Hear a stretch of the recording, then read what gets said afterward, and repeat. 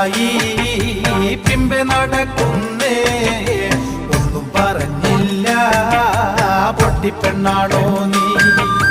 കാര്യം പറഞ്ഞാലേ കെട്ടിക്കൊണ്ടോള, ഇഷ്ടം കൊണ്ടാ നിന്നെ കൂടെ പൊറിപ്പിക്കാൻ.